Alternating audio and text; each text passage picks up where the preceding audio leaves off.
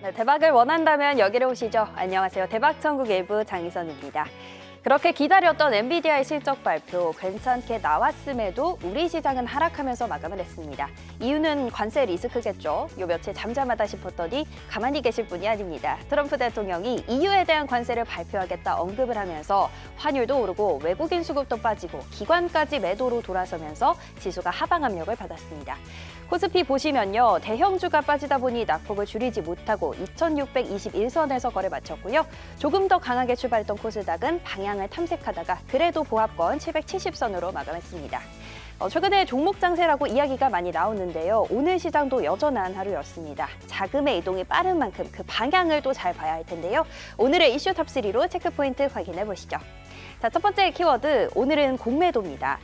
재개까지 한 달여 정도 남았죠. 3월 31일부터 모든 상장 기업의 공매도가 가능해지는데요. 어쨌든 이게 올 상반기 변동성을 키울 만한 이슈다라고 평가되면서 투자자들의 긴장감도 커지고 있습니다. 시장에 미칠 영향, 어떤 부분이 있을지 체크해 보겠습니다. 이어서 두 번째 키워드는 빼놓을 수 없는 엔비디아 그리고 반도체입니다. 엔비디아의 실적 발표가 아무래도 시장의 방향성을 가릴 큰 이벤트였지 않나 싶은데요. 기대 이상의 실적, 또 블랙웰 수요도 놀랍다 강조를 했지만 시장 전반적으로 훈풍을 받지는 못했고요. 국내 반도체주는 오히려 빠지는 흐름을 나타냈습니다. 과연 반도체주 전망은 어떨지, 담아도 될지 의견 들어보겠고요. 마지막 키워드도 보시죠. 이번에는 현 시점 주목할 섹터 체크해 볼 텐데요. 오늘이 사실 배당 날일이었죠. 내일이 배당 기준일이기 때문에 전날, 그러니까 오늘은 배당액만큼 주가가 하락하는 게 일반적인 경우인데요. 이번에 또 28일을 기준일로 잡은 종목이 꽤 시총이 큰 종목들이어서 지수 하락에 영향이 좀 있었습니다. 하지만 그 안에서도 자금이 몰린 쪽은 분명했죠. 우리가 주목할 섹터 어디인지 점검하도록 하겠습니다. 자, 이렇게 오늘의 세 가지 키워드 확인해 봤고요. 자세한 이야기는 현문현답 이슈 탑3로 바로 이어가겠습니다.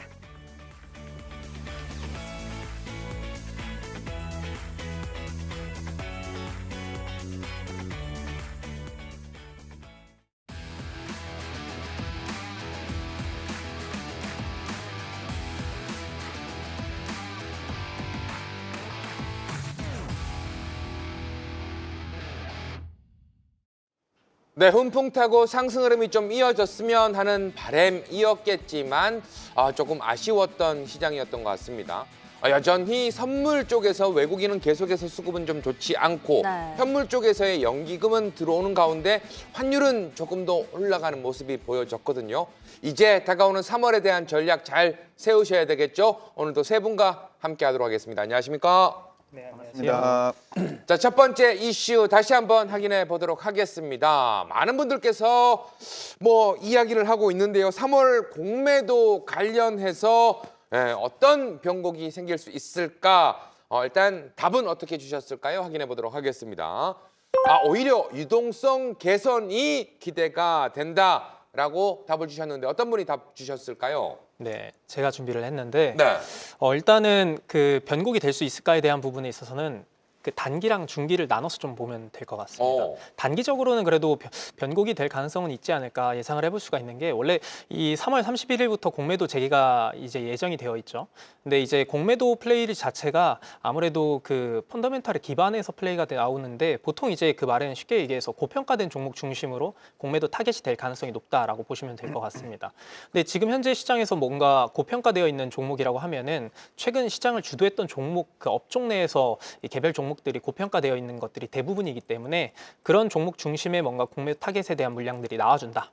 그렇게 된다라고 하면은 지수에 대한 어떤 단기 변동에 대한 우려감들이 좀 나아질 수밖에 없지 않을까. 특히나 최근에 이제 시장에서 신용 물량 자체가 좀 많이 늘어난 상황입니다. 그런 것들까지 감안해 본다라고 하면은 공매도 거래 재개 전후로 해서는 변동성은 좀 어느 정도 예상을 해봐야 되지 않을까. 3월 시장 체크를 해봐야 될 것 같고요. 근데 제가 앞서 이제 그 Q&A에서 유동성 개선 기대라고 이제 언급을 해드렸는데 단기적으로는 변곡이 나와줄 수는 있겠지만은 중기적 관점에서 본다라고 하면은 역시나 공매도 거래 재개 자체가 순기능적인 역할이 더 많이 있는 것 같습니다. 네. 대표적으로 한 세 가지 요인을 좀 가지고 말씀을 드려보면은 원래 이제 공매도 자체를 우리가 시장에서는 기울어진 운동장이라고 좀 많이 표현을 했었죠.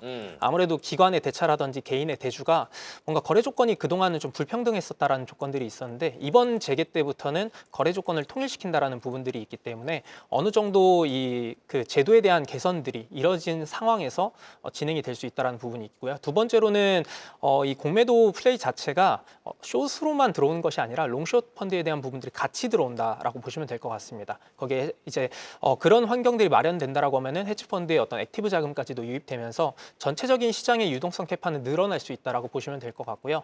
마지막으로 이제 세 번째로 볼 수 있는 거는 우리나라 시장이 이제 패시브 펀드에 대한 부분도 좀 고려를 해볼 필요가 있는데 그동안은 지금 현재 우리나라 시장이 MSCI 이머징 마켓에 속해 있는 상황입니다. 그동안 2022년도에 이 마켓 안에서 차지하고 있는 비중이 한 19%였다가 23년도에 12%대 그리고 작년 기준으로는 10% 미만으로 많이 떨어졌었습니다. 그만큼 패시브 자금이 이탈됐다라고 볼 수 있는데 공매도에 대한 부분 거래가 재개가 된다라고 하면은 MSCI 선진지수 편입에 대한 관찰국으로 등재될 수 있다는 부분 이런 걸 감안해 보면은 패시브 펀드 유입도 기대해 보면서 사실 좀 더 장기적 관점에서는 유동성 개선의 힘에 의해서 좀 더 긍정적일 수 있는 여건들이 많이 있지 않을까 싶습니다.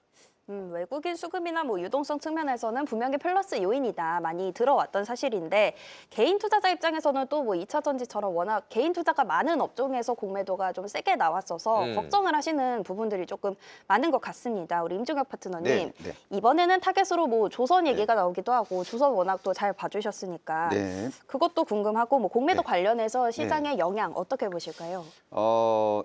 그 악재가 현재 주가에 과반영돼 있고 미래 호재가 현재 주가에 반영이 전혀 안 된 종목들은 공매도 재개 시 수급이 유입되면서 주가가 생각보다 많이 올라갈 수 있다라고 보고 있고요. 그리고 호재가 현재 주가에 너무 과반영돼 있고 그리고 이제 악재가 반영이 안 된 기업들은 공매도 세력들의 타겟이 될 가능성이 높기 때문에 저점 대비 너무 지나치게 많이 오른 종목들은 피해갈 필요가 있다고 보고 있습니다. 근데 저는 개인적으로 K배터리 주요 기업들이 공매도 세력들의 타겟이 될 가능성은 상당히 제한적으로 보고 있습니다. 지금 이미 그 K배터리의 공매도 포지션을 적절히 구축한 분들 같은 경우에는 지금 충분한 수익이 났습니다. 충분한 수익이 났기 때문에 경쟁적으로 이익을 확정짓기 위해서 쇼커버링에 나올 수도 있거든요. 그러면 이제 오히려 공매도가 재개된 이후에 K배터리 주요 기업들은 승승장구하는 모습을 보여줄 수 있고요. 근데 중요한 거는 K배터리 업황이 좋아져야 돼요. 근데 지금 리튬, 니켈 가격 흐름 보면은 하향 안정화되고 있고 제가 볼 땐 바닥이 좀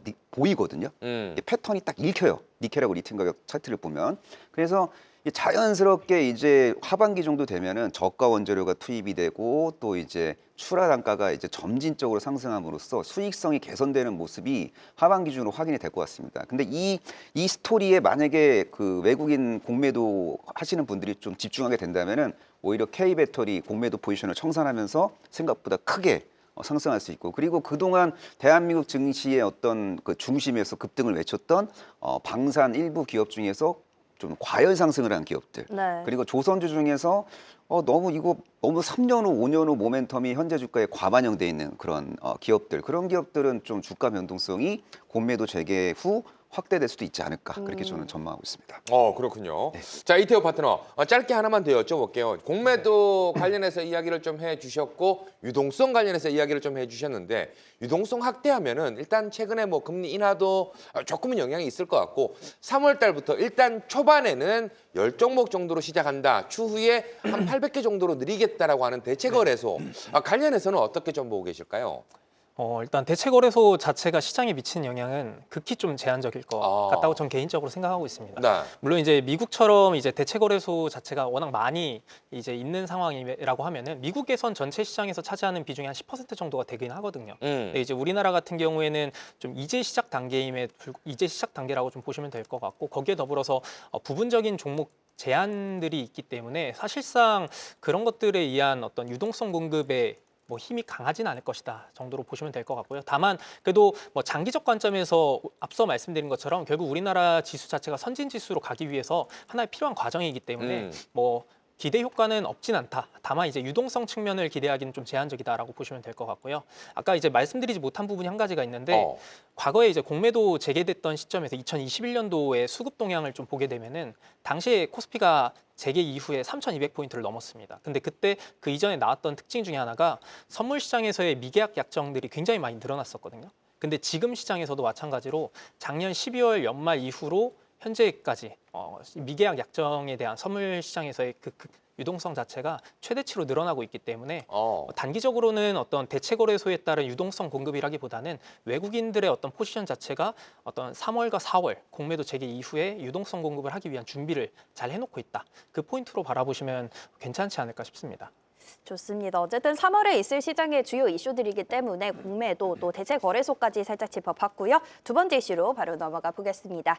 자, 이번에는 반도체 이야기였습니다. 엔비디아 훈풍에도 한국 증시는 주춤했죠. 반도체주 지금 담아도 될까요? 자, 여기에 대한 답변은요.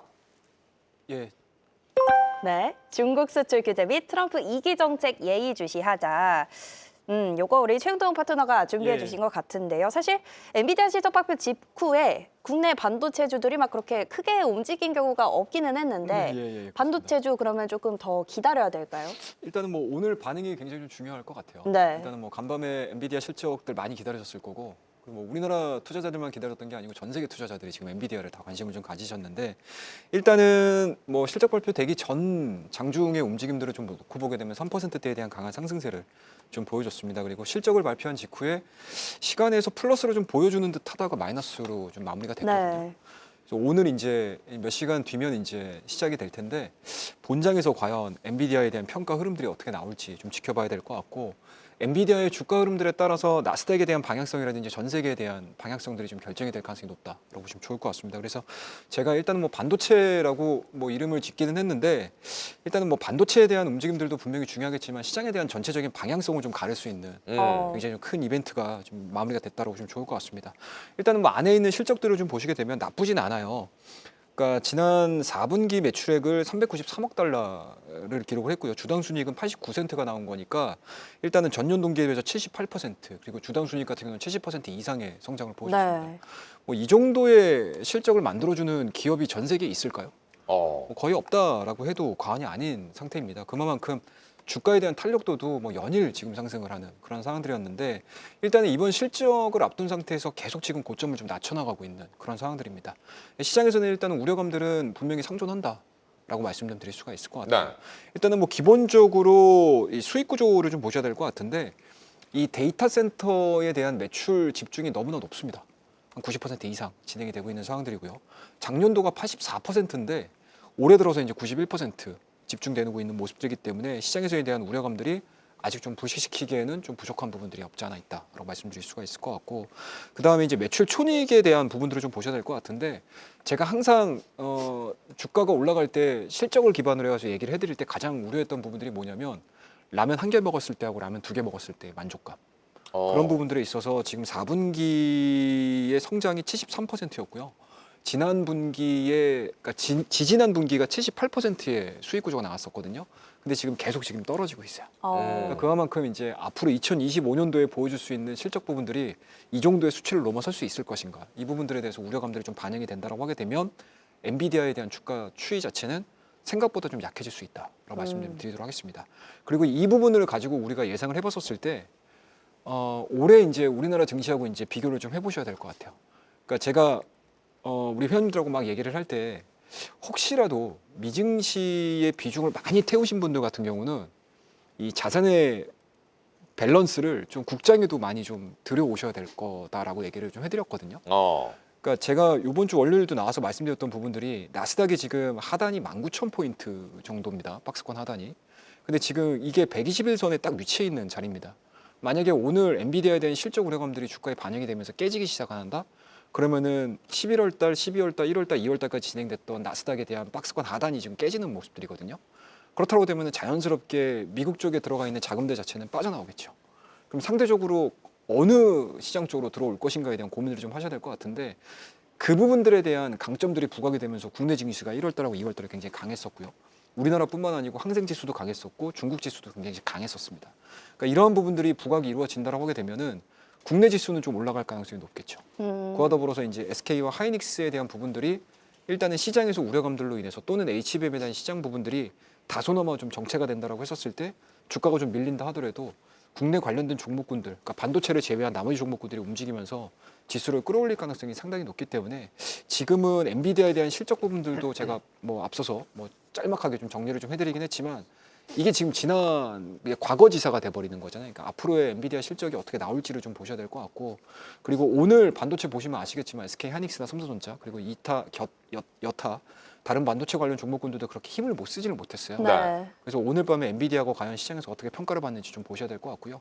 만약에 반도체 관련 종목군들이 빠진다라고 했었을 때 이쪽에 빠져나왔던 자금들이 어디로 들어갈지 이 부분들을 좀 체크를 좀 하셔야 될 것 같고, 아마 이 부분들이 이번 주에 거의 다 나온 것 같아요. 제가 보기에는. 그러니까 최근에 많이 올라갔던 종목군들이 좀 주춤하는 모습들 되게 많이 보여주고 있고요. 많이 빠졌던 종목으로 되게 많이 들어가고 있는 상황들이고, 그리고 이번 주를 중심으로 해서 중국과 연관돼 있는 종목군들이 굉장히 많이 들어가잖아요. 그러니까 이러한 부분들이 좀 시장을 좀 트레이딩 하시는 데 있어서 좀 투자 아이디어로 좀 삼아 보실 수 있을 만한 지표가 되지 않겠냐라고 생각을 하고 있으니까, 오늘은 우리는 일단은 엔비디아 실적에 대해서 좀 두드려 맞은 상황입니다.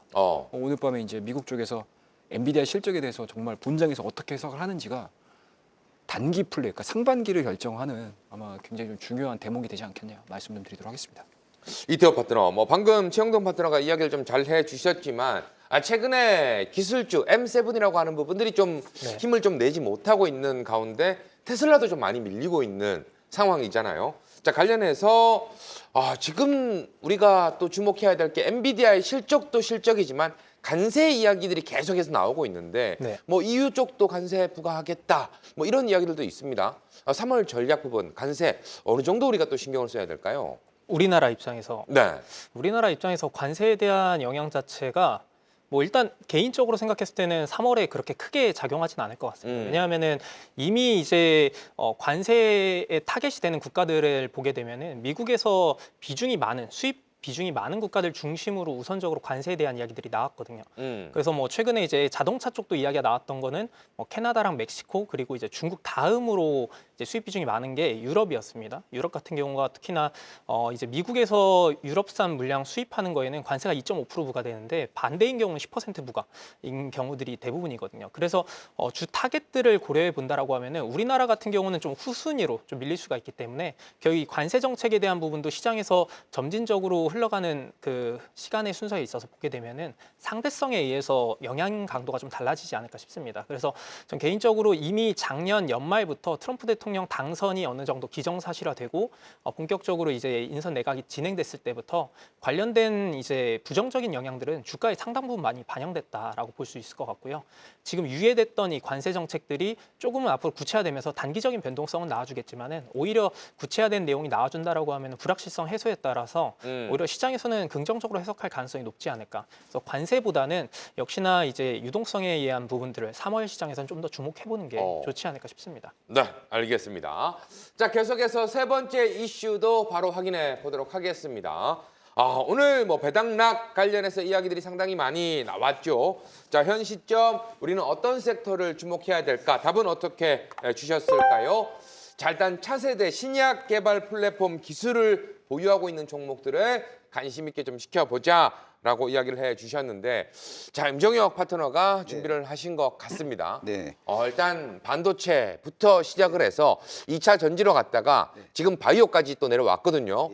관련해서 어떻게 좀 봐야 될까요? 지금 분위기가 바이오 쪽으로 지금 수급이 좀 몰릴 수 있는 그런 환경이 만들어지고 있는 것 같아요. 그래서 기술력이 매우 뛰어난 대한민국 대표 바이오주들 지금부터 열심히 스터디를 하셔야 될 것 같습니다. 일단 이 비만 치료제 시장이 구조적으로 성장할 수밖에 없는데, 비만 치료제를 개발하기 위해서는 약효 지속형 플랫폼 기술이 이제 필요한데, 이 기술을 갖고 있는 기업이 대표적으로 한미약품입니다. 한미약품은 레스커버리라는 플랫폼 기술을 기반으로 GLP-1 유사체 계열 비만 치료제를 개발하고 있고, 에페글레나타이드 같은 경우에는 국내에서 지금 3상이 대규모로 이제 진행이 되고 있는 상황이고요.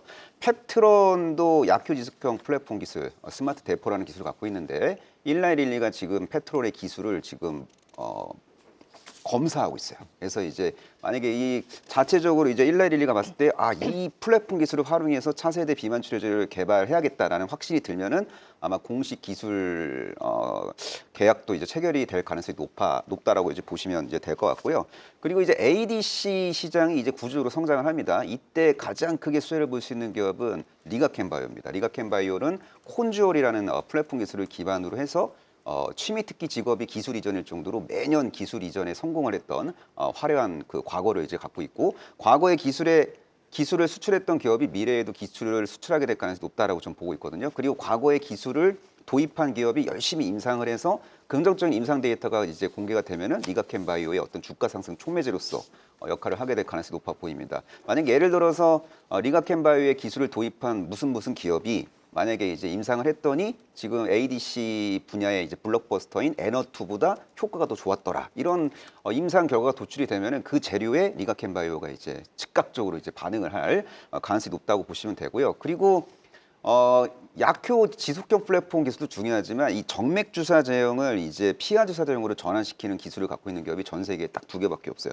한국의 알테오젠, 미국의 할로자인. 그래서 이 희소성 있는 기술을 기반으로 기술 이전을 성사시킬 수 있는 기업이 바로 알테오젠이고, 알테오젠의 기술을 도입해서 머크가 이제 키투르다 SC 제형 개발을 거의 다 이제 완료했고, 이제 품목 신청서를 언제 FDA 제출할지 지금 저울질하고 있고요. 머크의 목표는 키투르다 SC를 연내 출시하는 걸 목표로 하고 있고, 만약에 키투르다 연매출액이 키투르다 SC 연매출액이 한 10조 정도 이제 발생이 되면은 로열티 수익을 한 3% 이상, 3에서 5% 정도 알테오젠이 취할 수 있기 때문에, 만약에 키투르다 SC가 연매출 10조를 찍게 될 경우 알테오젠이 취할 수 있는 로열티 수익은 3천억 이상이라고 보시면 됩니다. 그래서 대한민국 기업 중에서 장기적인 측면에서 봤을 때 해외 로열티 수익이 가장 유의미하게 유입될 수 있는, 법인 계좌로 이체될 수 있는 기업은 바로 알테오젠이기 때문에 알테오젠도 신고가 돌파해도 이상할 게 없고요.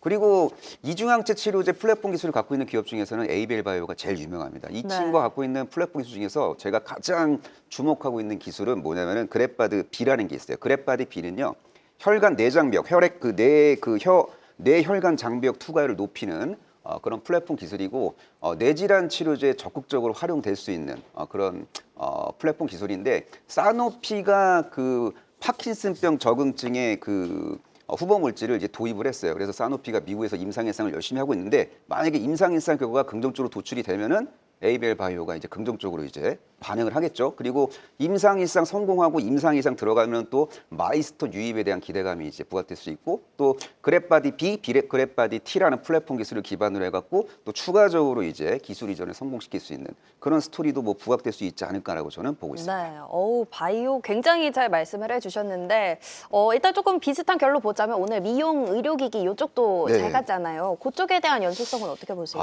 대한민국 의료기기 기업들은 참, 특히 피부 미용 의료기기 쪽에서는 네. 대한민국 기업들이 너무 잘해요.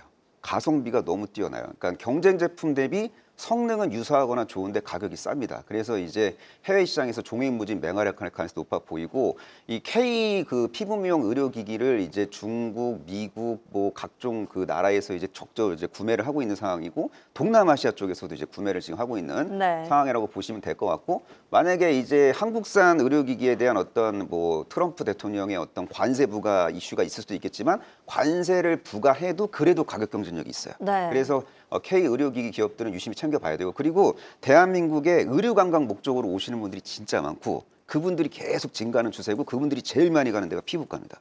네. 피부과, 대한민국 피부과 의사들 지금 돈 진짜 잘 벌 수밖에 없고 정말 부러워요.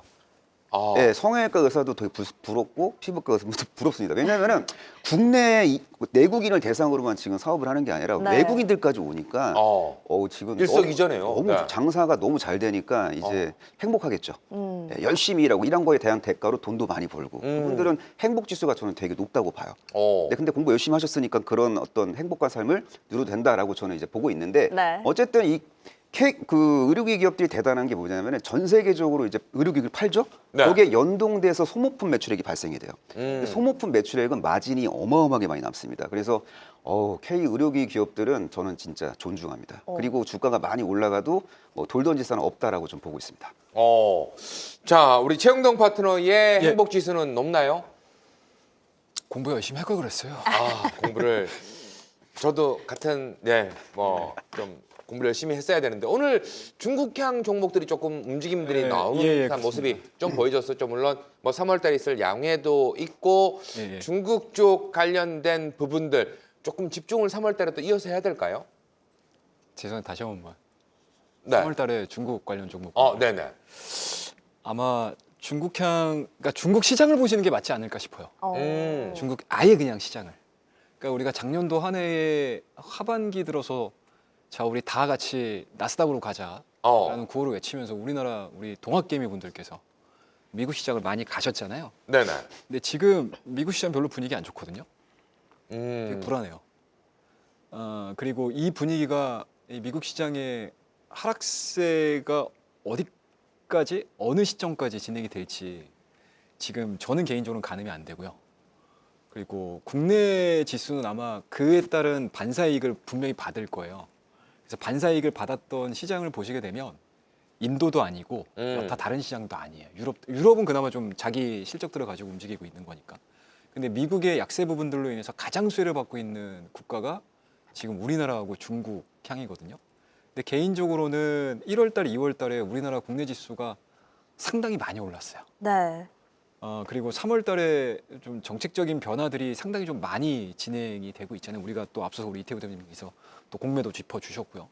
그리고 또 우리 MC님께서도 또 넥스트레이드 또 짚어주셨고 하나가 두 가지가 또 남았죠. 그러니까 하나가 더 남은 게 이제 헌재 판결이 어떻게 되느냐 이 부분들일 거고요. 그리고 3월 달 들어서게 되면 우리가 또 실적 얘기 많이 하고 있지만 또 1분기 실적 얘기예요. 그렇죠. 네. 그러니까 생각보다 4, 4분기 실적들이 나쁘지 않았거든요. 그럼 1분기 실적에 대한 이제 고평가 영역에 들어갔다라고 생각을 하게 되면 이게 아이러니하게도 3월 30일에 시작되는 우리나라 공매도하고 딱 맞아 떨어지는 상황이 돼버립니다. 그래서 저는 개인적으로는 3월 달 지수는 우리나라 별로 그렇게 좋게 보지는 않아요. 네, 생각보다는 좀 약하지 않을까, 좀 쉬어갈 수 있는 좀 브레이크 타임이 걸리는 시기가 3월이지 않을까라고 저도 생각을 하고 있고요. 뭐 그런 부분들에 대해서 대체를 할 수 있는 시장 자체는 중국이지 않을까라고 생각을 하고 있어요. 그래서 중국 관련된 종목군들 보시게 되면 생각보다 굉장히 좀 잘 올라가고 있습니다. 그리고 현재 트럼프 1기 때 보여줬던 중국이 미국과의 뭔가 이제 경제 전쟁이라고 해야 될까요? 이 부분에 있어서 굉장히 좀 압도적으로 뭐 이런 표현을 써도 될지는 모르겠지만 좀 깨갱했던 모습들이다라고 하게 되면 지금 같은 경우는 그런 모습들을 찾아보기가 쉽지가 않은 것 같아요. 특히 뭐 우리가 가까운 예를 들자라고 하게 되면 딥시크. 그렇죠. 이 딥시크 생각보다 효과가 좀 있는 것 같아요. 이번 엔비디아 실적 발표 때에서도 젠슨 왕이 딥시크에 대해서 그렇게까지 뭔가 이게 허구는 아니다라는 표현까지 쓸 정도로 좀 인정을 하는 모습들이고요. 그리고 이러한 부분들, 딥시크를 기반으로 해가지고 다양한 테크 기업들이 이 기술을 통한 AI 산업을 굉장히 좀 크게 키우는 모습들이거든요. 그에 따라서 전 세계 모든 투자자들이 지금 중국을 예의주시하고 있는 상황들이기 때문에 저는 개인적으로는 중국 시장과 올 한 해 흐름들만을 놓고 보게 되면 중국 증시와 우리나라 증시의 퍼포먼스가 과연 어디까지 나올까 좀 체크를 해본다라고 하게 되면 3월 달은 저는 개인적으로는 중국 관련된 종목군들, 중국 관련 종목군들을 내가 찍어서 매매를 하기가 좀 쉽지 않다 그러면은 우리나라 ETF 많거든요. 중국 관련된 그 종목군들을 좀 잘 선택을 하시게 되면 생각보다 3월 달에 국내 증시의 변화되는 흐름들, 변동성을 좀 이겨낼 수 있지 않겠느냐라고 말씀을 드리도록 하겠습니다. 좋습니다. 최영통 파트너는 중국 관련된 종목군 혹은 차라리 아예 중국 시장을 보자 좀 짚어주셨고요. 워낙 또 퇴바가 많았기 때문에 좀 등락이 거듭되는 그런 양상인데 우리 이태호 파트너는 현 시점 주목할 섹터 좀 어디라고 보실까요? 네, 방금 이제 최영동 대표님께서 말씀해 주신 것처럼 중국 쪽은 괜찮은 것 같아요. 왜냐하면은 일단 최근에 외국인이랑 기관이 가장 연속 매매를 같이 동반해서 하고 있는 거 상위권들을 보게 되면은 ETF 상품 중에서 중국 쪽 ETF 상품들이 매수상이 1등, 2등으로 올라가 있거든요. 대표적으로 2등으로 있는 게 이제 코덱스 차이나 레버리지 상품인데 뭐 환해지가 되는 ETF 상품들도 있습니다. 그래서 뭐 외국인도 그렇고 기관도 그렇고 중국 쪽에 대해서는 상당히 좀 긍정적으로 보고 있는 게 수급으로도 찍히고 있지 않나 싶은데 만약 개별 종목을 본다라고 하면은 중국향 물량 중에서 그 매출 비중이 좀 있는 기업 중에서는 F&F 같은 의류 쪽인데 사실 작년도 연말에는 우리나라 소비 자체가 그렇게 활성화가 되진 않았었습니다. 네. 그래서 워낙 이제 실적 자체는 좀 부진했었는데 올해 기대될 수 있는 부분들이 중국 쪽에서의 이 자사의 유통 브랜드인 디스커버리 자체가 좀 활성화될 수 있다는 부분도 있고요. 그 다음에 만약에 의료 말고 앞에서 이제 또 임종혁 대표님께서 말씀해 주신 것처럼 의료기기라든지 이런 피부 미용 쪽을 본다라고 하면은 휴젤도 괜찮은 대안이 될 수 있을 것 같아요. 왜냐하면은 의료기기 쪽 자체가 업종 성수기가 4분기인데 이걸 지났기 때문에 사실 1분기는 좀 역성장에 대한 흐름들이 많지만 이 역성장 폭 자체가 가장 적은 게 보툴리늄과 같은 톡신 기업들입니다. 근데 이 중에서도 중국 쪽 매출 비중이 유일하게 찍히는 게 휴젤 같은 기업이 있기 때문에 대표적으로 본다라고 하면은 중국 쪽 매출 비중이 좀 나아주는 기업들, FNF나 휴젤 같은 기업들 충분히 대안이 될 수 있지 않을까 싶습니다. 좋습니다. 이렇게 해서 섹터 점검까지 해봤고요. 현문현답 이슈 탑3 모두 살펴봤습니다.